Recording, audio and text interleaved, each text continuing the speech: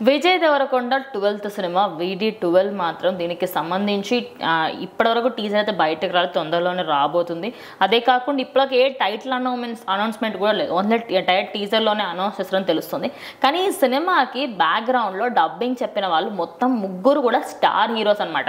హిందీలో ఒక స్టార్ హీరోని, అదేవిధంగా తమిళ్లో కానివ్వండి, ఇటు తెలుగులో కానీ ఒక స్టార్ హీరోని తీసుకుని, అంటే బ్యాక్గ్రౌండ్లో ఒక వాయిస్ వస్తుంది అంటే మొత్తం సినిమా అంతా వస్తుంది అనుకోవచ్చా? లేకపోతే మనకి కొన్ని సినిమాలలో ఇప్పుడు ఎగ్జాంపుల్ మంచు విష్ణు సినిమాలలో అప్పట్లో ప్రభాస్ ఒకసారి డబ్బింగ్ ఇస్తారు, లేకపోతే సైకిల్కి రవితేజ ఇచ్చినట్టు అలా ఏమైనా అట్లా ఉండొచ్చు అనుకోవచ్చు. సో ఖచ్చితంగా ఇప్పుడు ఏంటంటే ఒక సినిమాని ప్రమోట్ చేయడంలో మన నిర్మాతలు అందరూ కూడా ఒక యూనిక్ థాట్స్తో వెళ్తున్నారు అనమాట. ఖచ్చితంగా ఎందుకంటే క్రియేటివిటీ అనేది అందరి దగ్గర కొత్తగా చూస్తున్నారు. సో నిర్మాతలు కూడా వాళ్ళు లేదంటే అది ఆ క్రియేటివిటీ టీంకి తగ్గట్టుగా ఆలోచించి ఏ స్టెప్ కావాలంటే ఆ స్టెప్ తీసుకుని వెళ్తున్నారు. సో మరి ఈ సినిమాకి అయితే మన జెర్సీ డైరెక్టర్ గౌతమ్ తెన్నూరి గారి డైరెక్షన్లో వస్తుంది.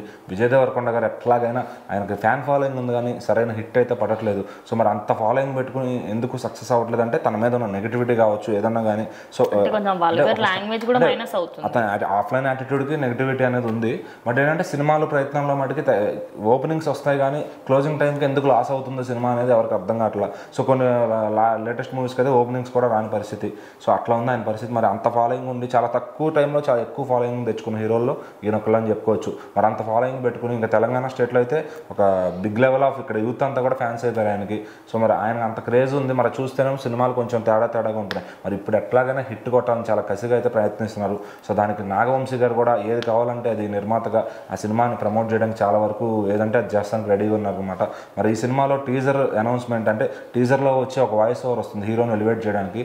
దానికోసం అని చెప్పి హిందీ నుంచి రణబీర్ కపూర్ గారిని, అట్లా తమిళ నుంచి సూర్య గారిని, ఇంకా నాగవంశీ గారు అయితే మరి ప్రత్యేకంగా జూనియర్ ఎన్టీఆర్ గారికి అంత అభిమానం చెప్పక్కర్లేదు కాబట్టి ఆయన ఆల్రెడీ టైగర్ అని పెట్టేశారు ఆ టీజర్ కోసం. సో ఈ VD12 టీజర్ ఏదైతే టైటిల్ అనౌన్స్మెంట్ కూడా దాంట్లోనే వస్తుంది. సో సామ్రాజ్యం మనకు టాక్ ఉంది, మరి అది పెడతారో లేదో తెలియదు కానీ.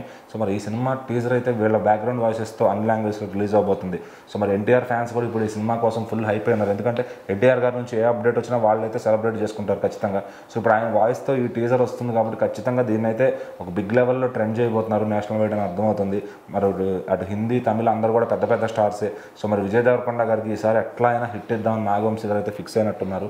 సో మరి ఈ ప్రాజెక్ట్ అయితే ఇంతకు ముందు రామ్ చరణ్ గారి దాకా వెళ్ళి విజయ్ దేవరకొండకు వచ్చినట్టు తెలుస్తుంది. సో మరి అతను ఫస్ట్ లుక్ చూస్తే కనుక ఇంప్రెసివ్ అనిపించింది.